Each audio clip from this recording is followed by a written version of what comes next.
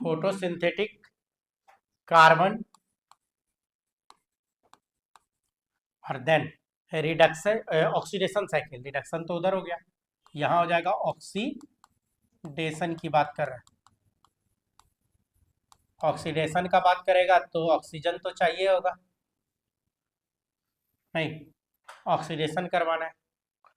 इसी को दूसरे नाम से भी हम लोग जानते हैं, शॉर्टकट में बोलना है तो C2 साइकिल के नाम से भी आप इसको बोल सकते हैं। ये कैसा साइकिल है? C2 साइकिल, नहीं, oxidation cycle, photo oxidation. Even इसी को और भी नाम से जानते हैं हम लोग, क्या? फोटो ऑक्सीडेशन भी कहलाता है। फोटो मतलब लाइट, लाइट के प्रेजेंस में जो ऑक्सीडेशन होगा तो फोटो ऑक्सीडेशन। इसको और भी नाम से जानते हैं, ग्लाइकोलेट मेटाबॉलिज्म के नाम से भी जानते हैं। किस नाम से? Glycolate metabolism. ढेर सारा नाम है, और भी नाम है, लेकिन इतना काफी है। C2 साइकिल जो बोलते हैं, फोटो रेस्पिरेशन भी बोल सकते हैं। अब इसको क्या बोला जाएगा? फोटो रेस्पिरेशन, फोटो रेस्पिरेशन भी हम लोग कह सकते हैं। फोटो मतलब लाइट के प्रेजेंस में जो रेस्पिरेशन होगा। फोटो रेस्पिरेशन जो है ना, यहाँ पे क्या होता है, एक तरह से वेस्टफुल प्रोसेस है, वेस्टफुल प्रोसेस है देखा जाए तो। यहाँ पे एटीपी का नुकसान हो जाता है। एटीपी बनने की जगह उल्टा आप कह सकते हैं कि इसमें क्या हो जाता है, फोटो रेस्पिरेशन में नुकसान एटीपी का। सबसे पहले फोटो रेस्पिरेशन जो डिस्कवर्ड किए थे डेकर एंड टायो। फोटो रेस्पिरेशन जो डिस्कवर्ड किया हुआ है,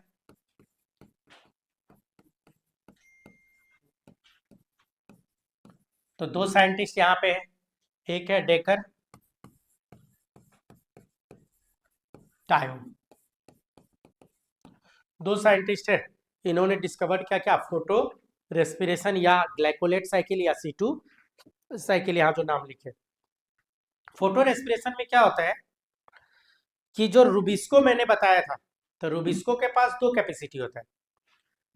रूबिस्को जो एंजाइम है उसके पास दो कैपेसिटी होता है।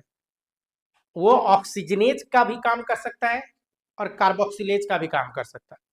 कहने का मतलब कि वो ऑक्सीजन को भी पकड़ सकता है और कार्बन डाइऑक्साइड को भी पकड़ सकता है। रूबिस्को जो है वो ऑक्सीजन को भी पकड़ सकता है और कार्बन डाइऑक्साइड को भी पकड़ सकता है, तो दोनों को पकड़ने का काम करता है। अब सोचिए जरा, RuBP रूबिस्को के प्रेजेंस में अगर कार्बन डाइऑक्साइड पकड़ रहा था तब ना 6 कार्बन बन रहा था, और 6 कार्बन बन रहा था तो उसको 3-3 कार्बन में हम लोग तोड़ रहे थे। लेकिन वही RuBP अगर रूबिस्को के प्रेजेंस में ऑक्सीजन को पकड़ ले तो 5 ही कार्बन का कंपाउंड बनेगा, और 5 को तोड़ोगे तो 3 और 2 ही बनेगा, है ना? 3 कार्बन और 2 कार्बन, जबकि 3 कार्बन का जहां बन रहा था वहां एक ही 3 कार्बन का बना, तो एक तरह से लॉस हुआ। फोटो रेस्पिरेशन करवाने के लिए 3 ऑर्गेनली रिस्पॉन्सिबल है। फोटो रेस्पिरेशन की जो हम लोग बात करते हैं, इसके लिए 3 ऑर्गेनली रिस्पॉन्सिबल है। कौन कौन सा ऑर्गेनली मिलके फोटो रेस्पिरेशन करवाता है? तो 3 ऑर्गेनली। तो आप ऐसे लिख सकते हो, photo respiration occurs in, photo respiration occurs in, कहाँ होगा भाई फोटो रेस्पिरेशन? तो जैसा कि मैं बोला कि फोटो रेस्पिरेशन को करवाना है तो 3 सेल ऑर्गेनली रिस्पॉन्सिबल होता है फोटो रेस्पिरेशन के लिए। पहला सेल ऑर्गेनली जिसको हम लोग बोलते हैं क्लोरोप्लास्ट, क्लोरोप्लास्ट बोला जाता है।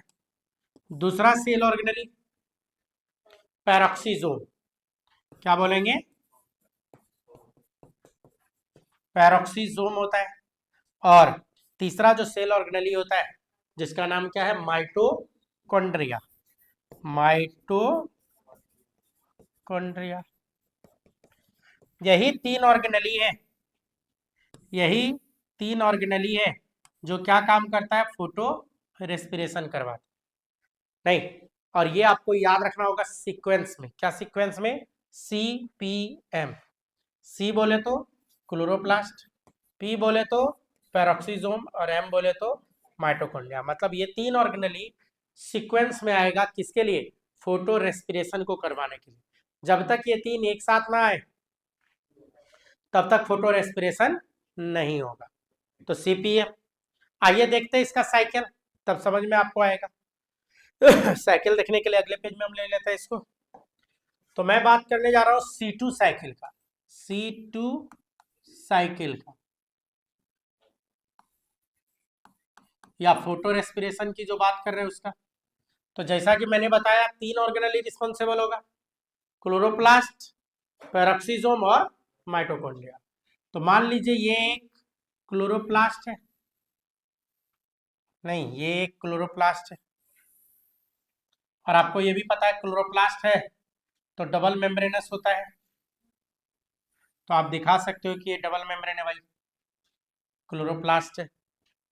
दूसरा ऑर्गेनली चाहिए हम लोग को, क्लोरोप्लास्ट के बाद कौन सा? पेरोक्सीजोम। तो मान लो ये पेरोक्सीजोम है, ये सेकेंड ऑर्गेनली पेरोक्सीजोम, सिंगल मेम्ब्रेन होता है। और तीसरा हम लोग को चाहिए माइटोकॉन्ड्रिया। तो आपको ये भी पता है माइटोकॉन्ड्रिया भी क्या होता है, सिंगल मेम्ब्रेन या डबल मेम्ब्रेन? डबल मेम्ब्रेन इसमें बना दीजिए, माइटोकॉन्ड्रिया है। इवन आप नाम भी लिख सकते हैं। तो मैं बात कर रहा हूं ये वाला क्या है, क्लोरोप्लास्ट। दूसरा वाला ये क्या है, पेरोक्सीजोम। और तीसरा ये क्या है, माइटोकॉन्ड्रिया। यही तीन ऑर्गेनली रिस्पॉन्सिबल है फोटो रेस्पिरेशन अगर जो करवाना है तो तीन ऑर्गेनली आपको रिस्पॉन्सिबल है। अब क्या है कि फोटो रेस्पिरेशन करवाने के लिए सबसे पहले मैंने क्या बता रखा है, कौन सा साइकिल आएगा, क्या आएगा? तो इसमें बता रखा हूं मैं, फोटो रेस्पिरेशन जब भी करवाना है ना तो RUBP, 5 कार्बन का कंपाउंड था RUBP। तो आप ऐसे कर सकते हो कि RUBP है भाई, RUBP, शॉर्ट में RUBP लिखे। पूरा नाम इसका क्या है, रेबुलोज 1,5 बिस फॉस्फेट। पूरा नाम क्या है, रेबुलोज 1,5 बिस फॉस्फेट। तो RUBP 5 कार्बन का कंपाउंड है। ये RUBP अगर ऑक्सीजन पकड़ ले, पकड़ना क्या था, कार्बन डाइऑक्साइड, पकड़ लिया ऑक्सीजन, किसके प्रेजेंस में? तो रूबिस्को एंजाइम के प्रेजेंस में अगर ऑक्सीजन पकड़ लिया तो क्या होता है, ये 5 कार्बन है तो 5 ही कार्बन यहां रह जाएगा। लेकिन ये 5 कार्बन वाला कंपाउंड 3 और 2 में टूट जाता है। एक टूट जाएगा 3 कार्बन, एक टूट जाएगा 2 कार्बन। तो 2 कार्बन वाला जो प्रोडक्ट बनता है 2 फास्फोग्लाइकोलेट, 2 फास्फो, नीचे लिख देता हूं ग्लाइकोलेट। तो ये 2 कार्बन का कंपाउंड होता है, बोर्ड पे नजर रखिएगा। अब 2 कार्बन का कंपाउंड है। और 3 वाला जो C3 साइकिल में बन रहा था, तो 3 वाला क्या, इसमें जो बात करें 3 फास्फो ग्लिसरेट, 3 फास्फो ग्लिसरेट। तो एक ठो 3 कार्बन का कंपाउंड, 5 वाला टूटा तो एक 3 कार्बन और एक ठो 2 कार्बन। 3 फास्फोग्लिसरेट जो है ना, 3 फास्फोग्लिसरेट की जो बात कर रहे हैं, तो ये क्या हो जाएगा, 3 फास्फोग्लिसरेट ये C3 साइकिल में चला जाएगा। सीधा सीधी बोले तो यहां हो गया C3 साइकिल, नहीं, लेकिन हम लोग को पढ़ना है C2 साइकिल। तो 2 कार्बन का कंपाउंड बना 2 फास्फोग्लाइकोलेट। इसी 2 फास्फोग्लाइकोलेट में से अगर मैं फॉस्फेट को हटा दूं, 2 फास्फोग्लाइकोलेट में से मैं अगर किसको हटा दूं, फॉस्फेट को हटा दूं, तो जैसे फॉस्फेट को हटाएंगे, नहीं, यहां से आप क्या हटा रहे हैं, फॉस्फेट को निकाल दीजिए। तो 2 नंबर पे फॉस्फेट था, किसका? ग्लाइकोलेट का। तो 2 नंबर वाला फॉस्फेट आपने हटा दिया तो बचा क्या? ग्लाइकोलेट। तो यहां लिख दीजिए ग्लाइकोलेट बचा है। क्या बच गया है? ग्लाइकोलेट। C2 साइकिल इसलिए नाम पड़ा कि यहाँ पे 2 नंबर का 2 कार्बन कंपाउंड कर सकते हैं, एक तरह से स्टेबल है। 3 वाला तो वो तो हम लोग बात कर लिए थे उधर C3 में, तो बचा क्या? 2 वाला, तो C2 साइकिल भी बोल देते इसको हम लोग। ग्लाइकोलेट, यही ग्लाइकोलेट क्लोरोप्लास्ट से आ जाता है पेरोक्सीजोम में। ग्लाइकोलेट आ जाता है पेरोक्सीजोम में। अब पेरोक्सीजोम में आ गया। पेरोक्सीजोम में ऑक्सीजन को पकड़ेगा। यहाँ पे ऐसे तो 2 स्टेप आता है। पहला स्टेप में ऑक्सीजन आएगा और हाइड्रोजन पेरोक्साइड निकालेगा, मतलब हाइड्रोजन निकाल दिया। और यही जो ग्लाइकोलेट है ये बन जाता है ग्लाइऑक्सिलेट। क्या नाम है? ग्लाइऑक्सिलेट। ग्लाइकोलेट से क्या बन गया? ग्लाइऑक्सिलेट। और यही ग्लाइऑक्सिलेट यहाँ पे NH2 को निकाल के बन जाता है ग्लाइसिन। ग्लाइऑक्सिलेट अगर NH2 को निकाल देगा, NH2, तो यही बन जाता है ग्लाइसिन। और यही जो ग्लाइसिन बना यही आ जाएगा अगले स्टेप में, बोले तो माइटोकॉन्ड्रिया में। माइटोकॉन्ड्रिया में क्या आ चुका है? ग्लाइसिन। अब ग्लाइसिन वाला जो एमिनो एसिड होता है ये 2 कार्बन का कंपाउंड है। 2 कार्बन, 2 2 2 2 सब 2। ग्लाइसिन जो है ये जब 2 ठो आएगा तब जाके यहां बन जाता है सेरिन। ग्लाइसिन कन्वर्ट हो जाता है सेरिन। लेकिन ध्यान रहिए 3 कार्बन है, तो 2 कार्बन से 3 कार्बन कैसे बना? तो देखो 2 कार्बन वाला 2 ठो लिए तो 4 कार्बन, 3 कार्बन वाला बना, इसका मतलब कार्बन डाइऑक्साइड निकला होगा। तो आप यहाँ पे क्या कर सकते हो? CO2 निकाल सकते हो। कार्बन डाइऑक्साइड निकल चुका है भाई। प्लस यहाँ और भी चीज होता है, यहाँ हाइड्रोजन भी निकलता है, NAD+ निकाल के क्या बनाएगा? NADH। ऐसे तो यहाँ बनेगा NADPH, लेकिन चलो NADH ये चीज। वैसे अमोनिया भी यहाँ पे निकाला जाता है, अमोनिया भी निकलता है यहाँ। यही सेरिन फिर अंदर घुसेगा, यही सेरिन फिर अंदर घुसेगा। कहाँ अंदर? पेरोक्सीसोम में बैक आया, तो कौन बैक आ गया? सेरिन। सेरिन आ चुका है बैक। ये जो सेरिन है यहाँ पे देखो NH2 क्या हुआ है? यहाँ NH2 जो है रिमूव नहीं, यहाँ गलती कर गए हम, उल्टा एरो दे दिए, यूज हुआ है। NH2 यहाँ पे यूज हुआ है, ठीक है, यहाँ लिखता हूँ NH2 यूज हुआ है।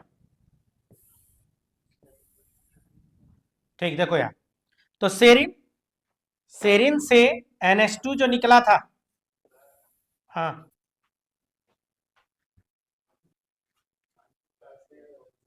क्या? सेरिन, यहाँ पे सेरिन से जो आएगा तो क्या हो जाएगा कि फिर कोई कंपाउंड बनेगा। NH2 निकाला है तो यहाँ पे जो बनता है हाइड्रोक्सी पायरुवेट। क्या नाम है? Hydroxy pyruvate.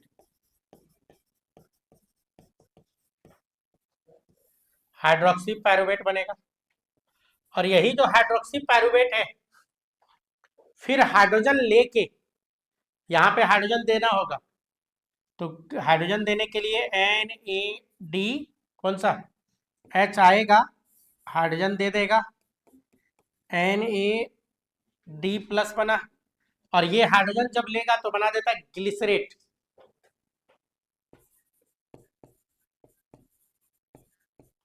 यही ग्लिसरेट फिर इधर आ जाएगा, कहाँ गया? क्लोरोप्लास्ट में ग्लिसरेट आ जाता है। और यही जो ग्लिसरेट है ATP लेके 3 फास्फोग्लिसरेट बन जाता है। क्या ले लेगा? ATP। तो देखो ATP का यूज हो रहा है, ADP, ATP टूट गया, ADP लेके ये बना दिया। ये पूरा क्या है? C2 cycle. नहीं तो C2 साइकिल जिसको फोटो रेस्पिरेशन भी बोलते हैं वेस्टफुल प्रोसेस भी बोला जाता है कि ये वेस्टफुल प्रोसेस है।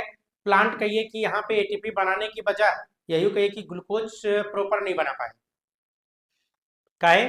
दो ठो तीन तीन कार्बन का रहता तो दोनों जाता फॉर्मेशन में, यहाँ एक ठो तो दूसरे साइड चला गया, दूसरे C3 साइकिल में चला गया, तो वेस्टफुल प्रोसेस बोला जाता है। नहीं, प्लांट जब ऑक्सीजन ले लिया, क्या लिया यहाँ? ऑक्सीजन रेस्पिरेशन के लिए लिया है, तो यहाँ पे बोला जाता है कि एटीपी का प्रोडक्शन नहीं होता है, वेस्टफुल प्रोसेस। लेकिन क्या है कि C2 साइकिल है तो इतना, लेकिन इतना याद करने में, समझ ही रहे, याद ही नहीं रहेगा। तो हम लोगों को तो बस क्वेश्चन बनाने से मतलब है। आपको सिर्फ क्या चाहिए? मेडिकल का क्वेश्चन बन जाए, उतना ही चाहिए, ज़्यादा चाहिए नहीं। तो देखिए होता तो इतना है, लेकिन देखिए मैं इसमें से कुछ चीज़ हटा रहा हूँ, या एक काम करते हैं, इसको अगले में लेके चलते हैं।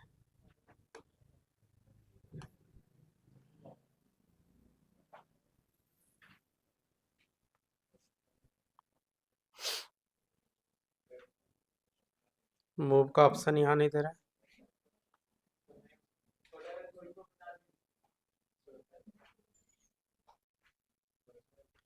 होता तो है लेकिन इसमें नहीं हो रहा है।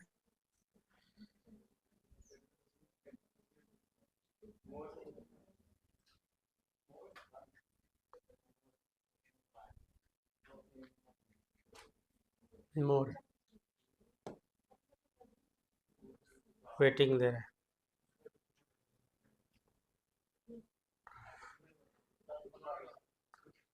मोर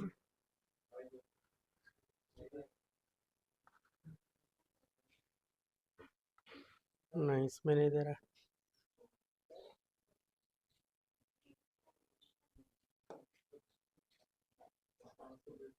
अच्छा, इसमें बाद में हम चेक करेंगे कि कहाँ से आएगा।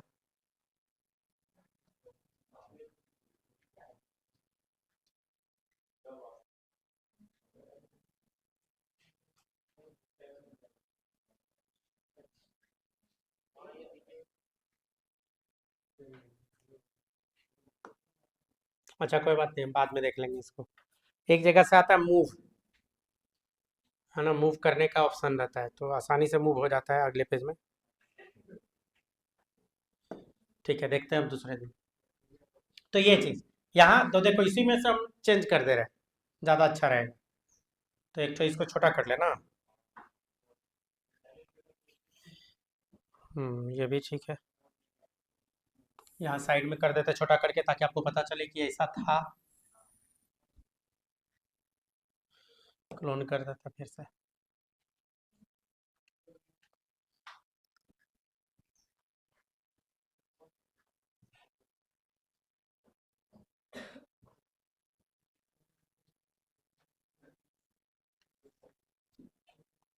जल्दी आ भाई, ये तो बैठ के लगता लिखने लग गया।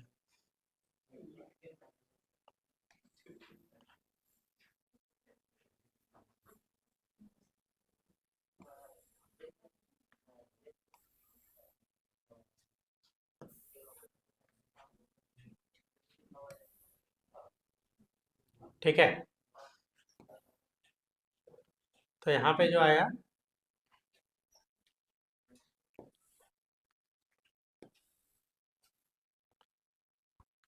तो देखो ये चीज़ ओरिजिनल फॉर्म में इस तरह से है।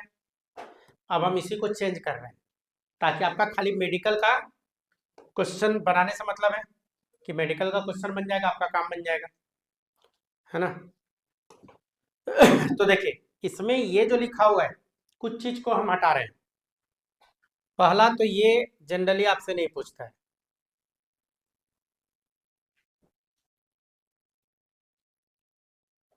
और बाकी कहाँ हाइड्रोजन ऑक्सीजन ये सब ठीक है। मेन कंपाउंड का नाम आपसे पूछता है। अगर इसको हटा दें तो आपको, आपके लिए बहुत ही आसान हो जाएगा। इसको हटाने पे आपके लिए आसान हो गया। क्या आसान हो गया? आप देखो,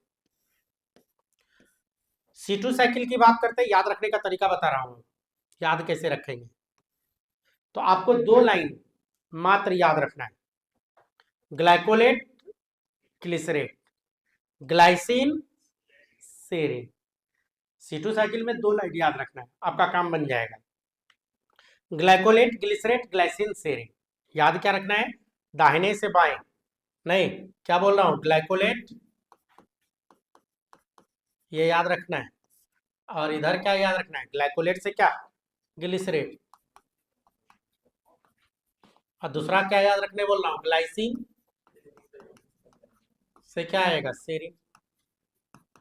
बस यही याद रखना है। तो देखो, अगर मान लीजिए आपको दो याद रखना है, तत्काल मैं यहाँ पे एरो मार दे रहा हूँ कि आपको यही दो याद रखना था, और ये भी याद रखना है, पेरोक्सीजोम का आपने याद रखा है, बस यही याद रखना है। अगर ये याद है यहाँ ग्लाइकोलेट, तो ग्लाइकोलेट आया कहाँ से होगा, ऊपर से, तो अपने आप सेम चीज लिख देंगे, ठीक। और यहाँ ग्लिसरेट जो लिखे, तो ग्लिसरेट गया कहाँ होगा, ये तो आपको याद ही था, तो ये दोनों तो सेम सेम है, याद हो गया। अब यहाँ पे दूसरा बोला याद रखने, ग्लाइकोलेट से क्या, ग्लाइसिन, तो ग्लाइसिन यहाँ, तो इधर क्या याद रखना था, सेरीन, तो पक्का ग्लाइसिन ही नीचे गया होगा, तो ये भी स्टेप याद हो गया, ग्लाइसिन नीचे, और सेरीन यहाँ जो आया होगा कहाँ से आया होगा, तो देखो इतना तो ऐसे ही याद हो गया, दो लाइन पे, ग्लाइकोलेट, ग्लिसरेट, ग्लाइसिन, सेरीन। बस ध्यान क्या रखना था इसमें कि यहाँ दो कार्बन का कंपाउंड है ये, तो दो ठो आएगा तो एक कार्बन डाइऑक्साइड निकलेगा, तब ये 3 कार्बन का सेरीन होता है, सेरीन 3 कार्बन, ये 2 कार्बन, ठीक। इसके अलावा देखो, इतना तो आपको याद हो गया। इसके अलावा क्या, आरयूबीपी जो आपको पहले से याद है, आपको पता है फोटो रेस्पिरेशन की बात कर रहा है तो ऑक्सीजन ही पकड़ेगा, तो 5 कार्बन का कंपाउंड ऑक्सीजन पकड़ के 5 कार्बन न बनाएगा, और ये जब टूटेगा तो एक 3 है एक 2, तो 3 वाला आपको C3 साइकिल वाला कहानी कर लेना है, बच गया 2, तो 2 वाला आपको क्या करना है, 2 फास्फोग्लाइकोलेट, तो यहाँ तो ग्लाइकोलेट आपको याद ही था, तो पहला प्रोडक्ट क्या है, 2 फास्फोग्लाइकोलेट, तो यहां से यहां आने में 2 फास्फोग्लाइकोलेट से ग्लाइकोलेट बनने के लिए क्या हो गया, फॉस्फेट को निकलना पड़ा ना, याद हो गया। और यहाँ ग्लिसरेट से 3 फास्फोग्लिसरेट बनने के लिए, तो ग्लिसरेट में 3 नंबर पे क्या है, फॉस्फेट है, तो एटीपी यहाँ पे आपको क्या करना होगा, जोड़ना होगा, याद हो गया। तो 2 लाइन मेन है जो आपको याद रखना है, ये एरो मैं हटा रहा हूँ क्योंकि एरो कंफ्यूज करेगा नहीं तो बाद में, एरो ये आपको याद रखना है, glycolate, glycerate, glycine, serine, peroxisome का। अगर ये याद है तो आपका ढेर सारा स्टेप याद हो जाएगा। ग्लाइकोलेट है तो ऊपर से ग्लाइकोलेट आया होगा, है ना, ग्लाइकोलेट कहाँ से आया था, 2 फास्फोग्लाइकोलेट में से फॉस्फेट निकला तो ग्लाइकोलेट, वही ग्लाइकोलेट इसमें आया, ग्लाइकोलेट से क्या बन गया, ग्लाइसिन, यही ग्लाइसिन कहाँ चला गया, माइटोकॉन्ड्रिया में, माइटोकॉन्ड्रिया से क्या बन गया, सेरीन, तो ग्लाइसिन खुद 2 कार्बन का कंपाउंड, सेरीन है 3 कार्बन, तो यहाँ कार्बन डाइऑक्साइड तो कहीं से लिया नहीं, तो 2 ठो ग्लाइसिन लेगा और 1 ठो 3 कार्बन का कंपाउंड बनाया, तो 1 ठो और क्या निकाल दिया, कार्बन डाइऑक्साइड, यही सेरीन कहाँ जाएगा, पेरोक्सीसोम में, तो वहां ग्लाइकोलेट, तो यहाँ ग्लिसरेट याद ही है, तो यही सेरीन से क्या बन गया, ग्लिसरेट, यही ग्लिसरेट ऊपर चला गया, और यही ग्लिसरेट एक फॉस्फेट लेके 3 फास्फोग्लिसरेट बनाएगा, जो C3 साइकिल में फिर से चला जाएगा। C2 साइकिल आपका यही, क्लियर। C2 साइकिल मेनली किसके कारण चला, तो आपको बता दूं, ये रूबिस्को के कारण, ये जो एंजाइम है, अगर इसके जगह रूबिस्को के जगह कोई और एंजाइम होता, जैसे फास्फोइनोल पायरुवेट हो, पेप्केज ये सब होता, तो फिर C2 साइकिल नहीं चलता। आपको बता दूं, फोटो रेस्पिरेशन जो होता है तो C3 प्लांट में मेनली होता है। फोटो रेस्पिरेशन कहाँ पे होता है, photo respiration mainly occurs in C3 plant, यही लिख दो क्या, या लो अगले पेज में, photo respiration mainly occurs in C3 plant.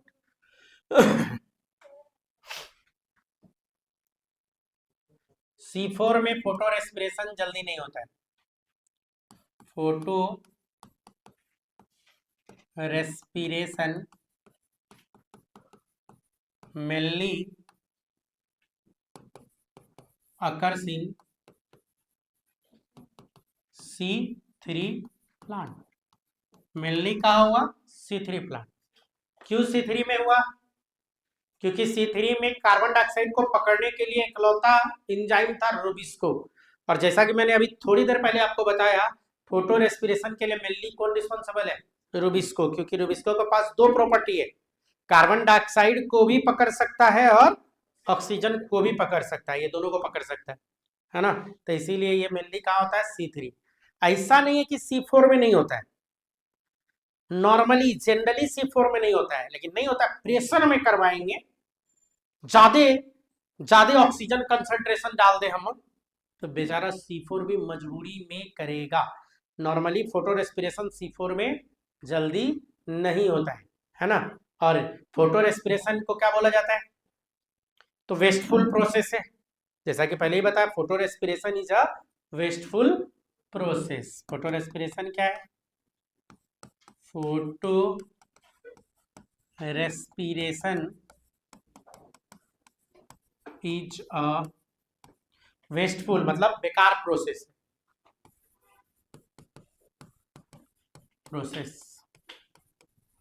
क्यों वेस्टफुल प्रोसेस है? नहीं, नो एटीपी या NADPH फॉर। क्यों वेस्टफुल क्यों बोल रहे हैं? क्योंकि बिकॉज नो एटीपी नहीं बनता है, एंड NADPH आर फॉर्म। ये दोनों में से कोई भी चीज एनर्जी कंटेंट कंपाउंड बनता ही नहीं।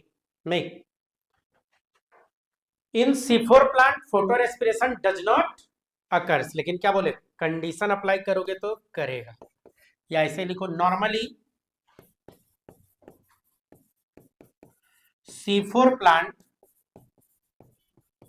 इसमें क्या होगा, फोटो रेस्पिरेशन डजंट अकर्स।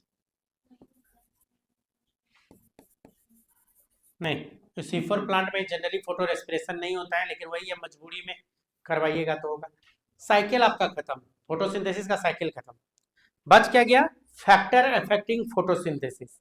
दो दो लाइन का है, सुन लेते हैं। Factor affecting photosynthesis, next heading है फैक्टर। ढेर सारा फैक्टर्स है। अफेक्ट, जो अफेक्ट करेगा, किसको अफेक्ट करेगा? फोटो सिंथेसिस को। तो फैक्टर अफेक्टिंग फोटोसिंथेसिस, तो इसको बांटा गया है दो तरह के फैक्टर में, एक एक्सटर्नल और दूसरा इंटरनल फैक्टर। एक हम लोग इसको बांटेंगे एक्सटर्नल फैक्टर,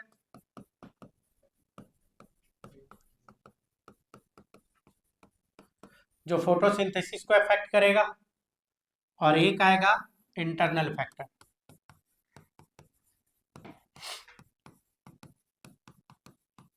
तो एक होता है एक्सटर्नल फैक्टर जो फोटोसिंथेसिस को अफेक्ट कर रहा है, और दूसरा इंटरनल फैक्टर। एक्सटर्नल फैक्टर मतलब बाहरी, पत्ती के बाहर का सब चीज, प्लांट के बाहर का सब चीज, जैसे लाइट है, टेम्परेचर होगा, कार्बन डाइऑक्साइड है, वाटर है, ये सब किस में आएगा? एक्सटर्नल फैक्टर में आएगा। तो चलिए कुछ एक्सटर्नल फैक्टर देखते हैं। एक्सटर्नल फैक्टर में ढेर सारा चीज आ जाएगा। पहला तो लाइट, आपको अच्छे से पता है, बिना लाइट का फोटोसिंथेसिस का कल्पना भी नहीं कर सकते। टेम्परेचर,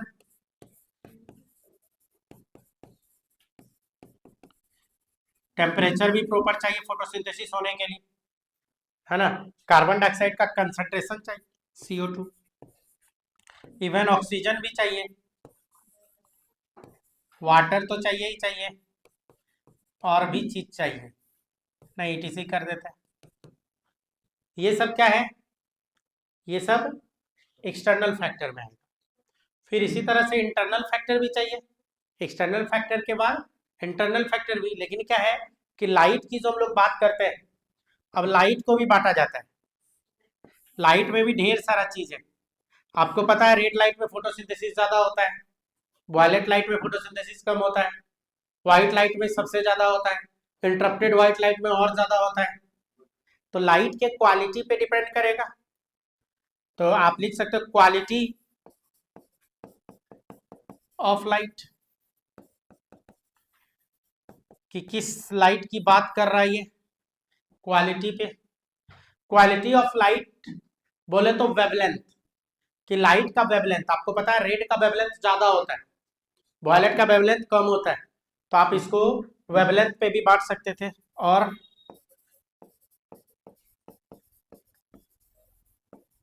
वेवलेंथ ऑफ लाइट, तो यहाँ पे मैं एक लाइन में भी देखो बता देता हूँ।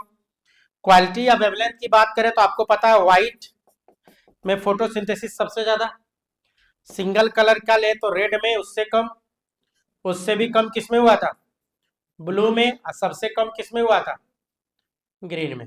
नहीं, ये सीक्वेंस फॉलो करेगा। लाइट का इंटेंसिटी, कि लाइट है तो कितने इंटेंस का लाइट दे रहे हैं, इंटेंसिटी ऑफ लाइट उस पर भी डिपेंड करेगा।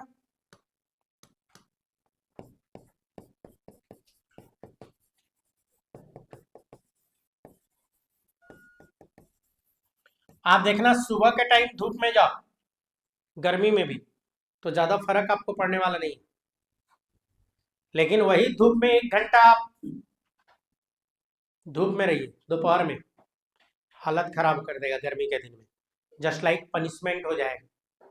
फिर शाम में जाओ तो उतना दिक्कत नहीं है, इसीलिए देखिएगा गर्मी में ज्यादातर लोग सुबह शाम घूमता है ना। तो इंटेंसिटी ऑफ लाइट सुबह और शाम कम होता है, दोपहर के समय इंटेंसिटी बढ़ जाता है। फोटोसिंथेसिस की जो हम लोग बात कर रहे हैं तो ये डिपेंड करेगा इंटेंसिटी ऑफ लाइट पे भी, खासकर उसमें रेट ऑफ फोटोसिंथेसिस आप कह सकते हैं greater in intense light than diffuse light.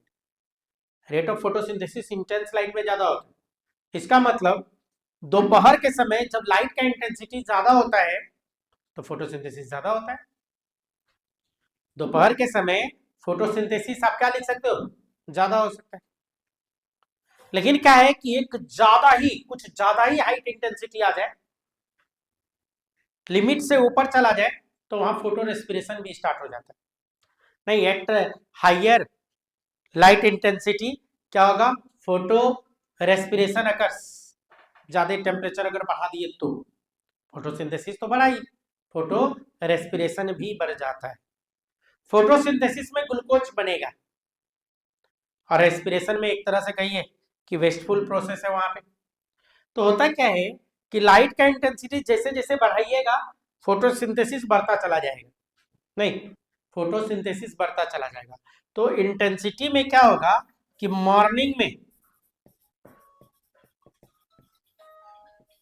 में क्या होगा कि फोटोसिंथेसिस और रेस्पिरेशन लगभग लगभग बराबर ही होता है। फिर डे टाइम में, और फिर हम लोग बात करेंगे इवनिंग में।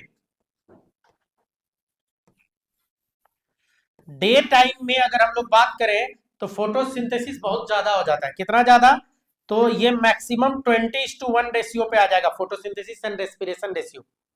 इंटेंसिटी ऑफ लाइट में photosynthesis by respiration PR ratio की बात कर रहे हैं,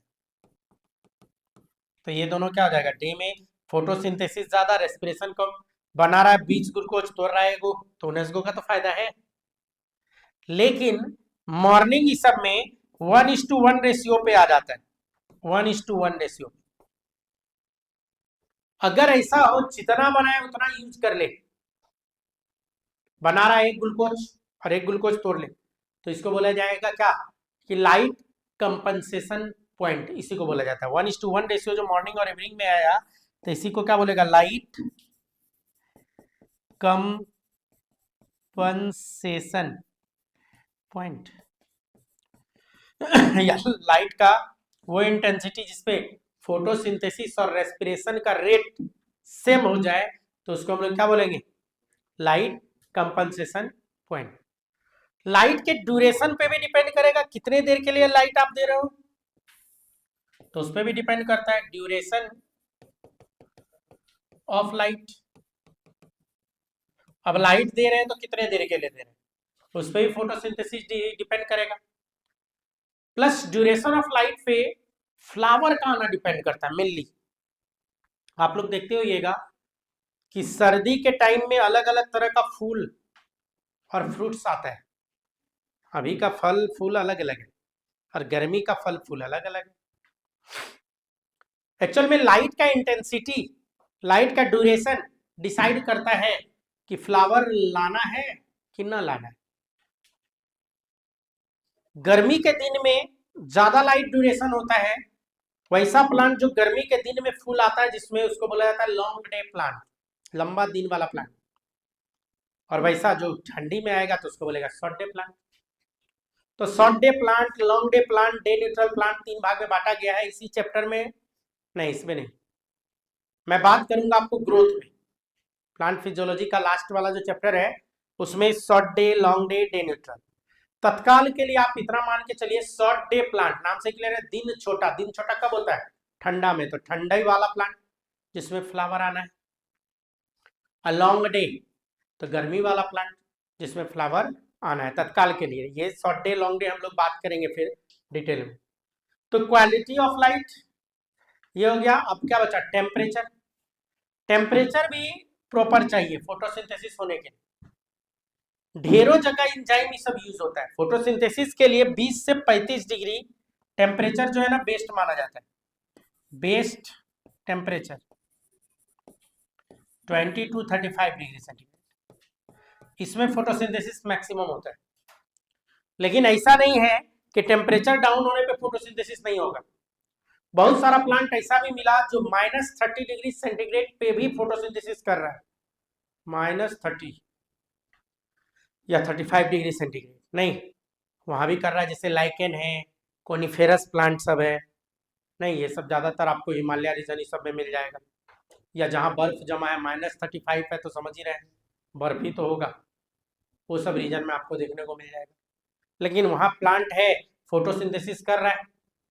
थर्मल अलगी सब जो होता है, ऑस्लिटोरिया, ये सब गर्म पानी में भी फोटोसिंथेसिस करता है। 70 डिग्री, 80 डिग्री सेंटीग्रेड पे उसका कोई फर्क नहीं हो रहा है, उस पर भी वो काम कर जा रहा है, थर्मल ऑस्लिटोरिया। तो टेम्परेचर भी डिसाइड करता है फोटोसिंथेसिस होगा कि नहीं होगा। बेस्ट टेम्परेचर याद रखना है। कार्बन डाइऑक्साइड का कंसंट्रेशन, आपको पता है कि फोटोसिंथेसिस होने के लिए क्या चाहिए होगा? Carbon dioxide. तो आपको पता है ये भी है, C3 प्लांट और C4 प्लांट में मोर इफिशियंट कौन है? C4। क्यों C4 ज्यादा इफिशियंट है? तो उसके पीछे का मेन रीजन है concentration of carbon dioxide. Carbon dioxide को अगर ले तो मेरे पास दो तरह का प्लांट है, एक C3 प्लांट और दूसरा हम लोग के पास है C4 प्लांट। अब C3 को वर्क करने के लिए कम से कम कितना कार्बन चाहिए और C4 को वर्क करने के लिए कम से कम कितना कार्बन चाहिए? तो C4 प्लांट जो है 8 to 10 ppm में काम कर जाता है, पार्ट पर मिलियन। इतना रहने पे काम कर जाएगा कौन? C4। लेकिन C3 को काम करने के लिए मिनिमम 40 ppm चाहिए। 40 to 100 ppm पे ये काम करता है। तो देखो C3 प्लांट को काम करने के लिए क्या चाहिए? कार्बन डाइऑक्साइड ज्यादा चाहिए।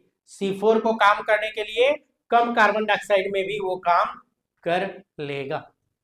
ऑक्सीजन, जैसा कि मैंने अभी अभी बताया, C2 साइकिल, ऑक्सीजन का कंसंट्रेशन अगर ज्यादा बढ़ा दिया जाए तो रुबिस्को कार्बन डाइऑक्साइड को छोड़ के किसको पकड़ने लगेगा? ऑक्सीजन। और जहां ऑक्सीजन पकड़ेगा वो C2 साइकिल चलाएगा। C2 साइकिल चलाएगा मतलब फोटो रेस्पिरेशन करेगा। फोटो रेस्पिरेशन करेगा मतलब लॉस है। मतलब क्या कर रहा है? लॉस है। आपको पता है वाटर भी चाहिए फोटोसिंथेसिस के लिए, इफेक्टिव है। वाटर न रहे, वाटर न रहे तो फोटोसिंथेसिस नहीं हो पाएगा, क्योंकि वाटर प्लस मिनरल्स, यही दो चीज तो चाहिए यहाँ पे, जो कि सॉइल से लेके ऊपर की ओर जाता है। तो वाटर प्रॉपर चाहिए, वाटर प्रॉपर चाहिए फोटोसिंथेसिस होने के लिए। तो ये सब कुछ एक्सटर्नल फैक्टर है। इंटरनल फैक्टर भी ढेर सारा है। इंटरनल फैक्टर पे आइए। इंटरनल फैक्टर,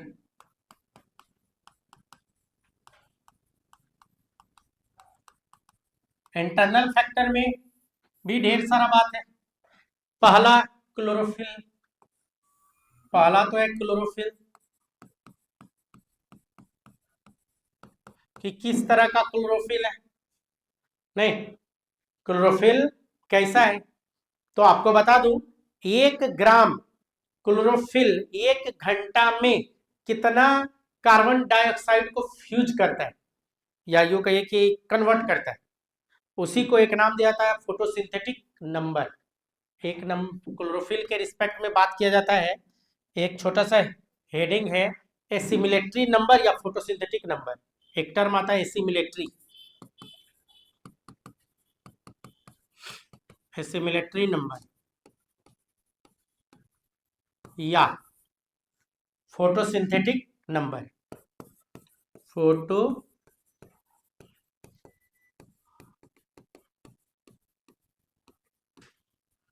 एसिमिलेटरी नंबर बोले या फोटोसिंथेटिक नंबर। तो इसमें क्या बोला जाता है, 1 ग्राम क्लोरोफिल, 1 ग्राम क्लोरोफिल 1 घंटा में, 1 आवर में, 1 घंटा में कितना amount of carbon dioxide fixed, amount of CO2 fixed. मतलब 1 ग्राम क्लोरोफिल 1 घंटा में कितना अमाउंट कार्बन डाइऑक्साइड का फिक्स करता है, इसी को एसिमिलेटरी नंबर या फोटोसिंथेटिक नंबर भी बोलते हैं। इंटरनल फैक्टर में दूसरा आता है प्रोडक्ट। जरा आप सोचो कि आपके घर में दोपहर के समय 10 गेस्ट आने वाले थे, लेकिन आपको इंफॉर्मेशन था 10 लोग आ रहे हैं, लेकिन 2 लोग आए, तो 8 लोगों का खाना होना जो आप बनाए थे वो क्या हो गया, आपका बच गया। तब हम लोग क्या करेंगे, वो 8 का खाना फ्रिज में डाल देंगे।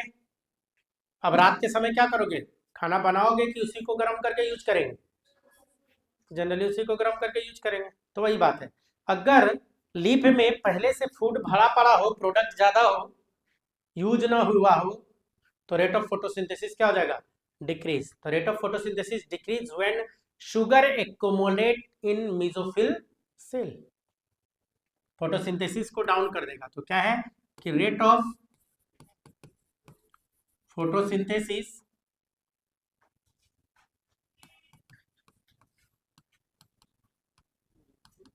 डिक्रीजेस कब, व्हेन शुगर एक्युमुलेट, मतलब वहां पे आके क्या हो गया, द मेसोफिल सेल, या accumulate in the mesophyll cell, in the,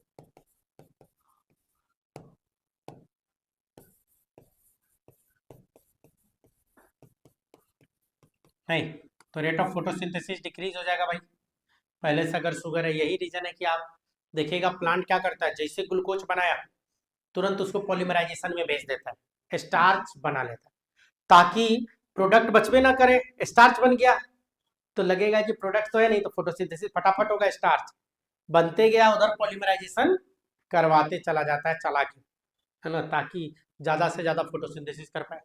leaf, product के बाद लीफ भी है। प्लांट का लीफ कैसा है, छोटा लीफ है, बड़ा लीफ है, नहीं, या लीफ का ओरिएंटेशन कैसा है, कि इस तरह से ओरिएंटेशन है, कि तिरछा है, कि वर्टिकल ओरिएंटेशन है, उस पर भी फोटोसिंथेसिस डिपेंड करेगा, है ना, कि लीफ का शेप साइज क्या है, उस पर भी फोटोसिंथेसिस डिपेंड करेगा। यंगर लीफ है कि मैच्योर लीफ है, उस पर भी फोटोसिंथेसिस डिपेंड करेगा, है ना। फोटोसिंथेसिस यंगर लीफ जो होता है ना, नया वाला लीफ, उसमें फोटोसिंथेसिस तेजी में होता है compare to older leaf. Older leaf में फोटोसिंथेसिस थोड़ा स्लो होता है। बहुत सारा इनहिबिटर है, इनहिबिटर बोले तो जस्ट लाइक पॉइजन, इनहिबिटर बोले तो जस्ट लाइक पॉइजन, पॉइजन सब है, डाल दोगे तो फोटोसिंथेसिस करना बंद कर देगा। जैसे डीसीएम डीसीएमयू, सीएमयू, पान, एट्राजाइन, सीमाजाइन, ये सब जो है ये पीएस सेकंड को ब्लॉक कर देता है। इनहिबिटर में 2 तरह का इनहिबिटर आएगा, एक आएगा पीएस सेकंड को ब्लॉक करेगा, और एक आता है पीएस फर्स्ट। पीएस सेकंड को ब्लॉक करना है तो इसी में आता है DCMU, CMU, इसी में आता है पैरोक्सी एसिटाइल नाइट्रेट पान, नहीं, इसी में आएगा एट्राजाइन, सीमाजाइन, ब्रोमोसिल, आइसोसिल, ढेर सारा है।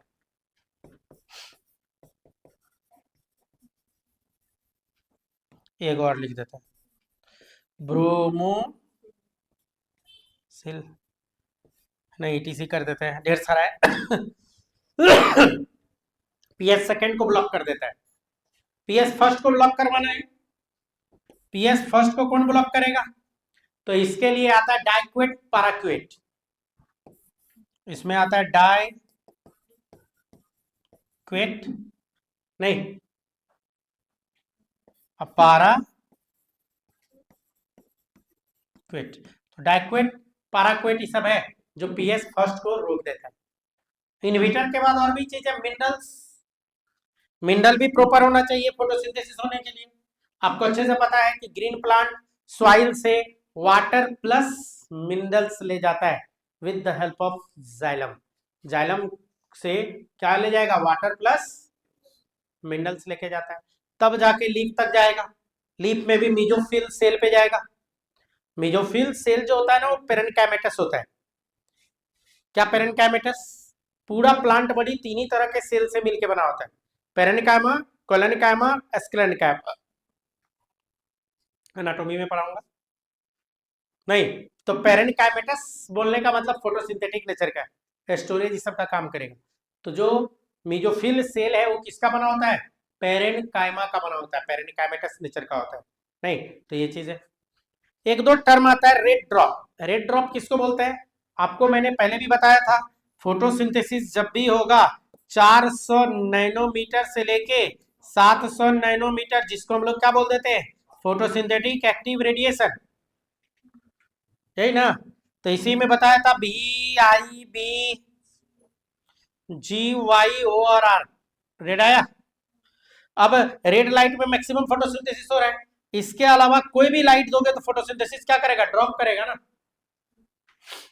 अगर मोनोक्रोमेटिक लाइट की बात करें, मोनोक्रोमेटिक लाइट की बात करें तो रेड लाइट में फोटोसिंथेसिस मैक्सिमम, और कोई भी दोगे तो ड्रॉप करेगा। तो इसमें क्या बोलेगा? When plant exposed to only red या monochromatic light, then the rate of photosynthesis decreases. किसके कंपेयर में? व्हाइट लाइट में। तो आपको पहले ही बताया हूं, व्हाइट लाइट की जब भी बात होगी फोटोसिंथेसिस मैक्सिमम होगा, इसमें मैक्सिमम होता है। अब रेड लाइट दे दिया तो रेड लाइट के कारण फोटोसिंथेसिस ड्रॉप कर गया, तो ये तो है रेड ड्रॉप। मोनोक्रोमेटिक कोई भी लाइट डालोगे तो व्हाइट लाइट से कम ही आएगा, वैसे भी रेड मैक्सिमम आता है, तो इसी को बोलता है रेड ड्रॉप। तो रेड ड्रॉप। इनहांसमेंट इफेक्ट एक होता है, मान लो एक कोई भी कलर का लाइट डाल रहे थे तो फोटोसिंथेसिस जो हो रहा था, आप उसमें व्हाइट लाइट डाल दीजिए, बस इसका रिवर्स, तो फोटोसिंथेसिस क्या होगा? इनहांस हो जाएगा, मैक्सिमम हो जाएगा। इतना काफी आपका फोटोसिंथेसिस नहीं। आप जाके उसको एक बार घर पे रीडिंग मारिएगा, क्वेश्चन बनाइएगा, एनसीईआरटी जरूर रीडिंग मार लेना है, क्वेश्चन बना के देखिए, क्वेश्चन धराधर बनेगा। कोई ट्राई किया हो क्वेश्चन बनना है? बनना है? क्वेश्चन चाहिए तो टेलीग्राम चैनल पे जाइएगा, ओम बायोलॉजी क्लासेस वाले पे खोजिएगा MCQ फोटोसिंथेसिस, ढेर सारा क्वेश्चन आपको मिल जाएगा, 500-700 क्वेश्चन भेजा है ना। लेकिन खोजना होगा, अगर ना मिले तो बोलिएगा तो हम फिर भेज देंगे। तो वहां से प्रिंट निकाल के क्वेश्चन बनाइए। क्लियर है? होमवर्क सब बन गया है? तो होमवर्क निकालिए, क्या कि कुछ टाइम है, चेक कर लूँ क्या कि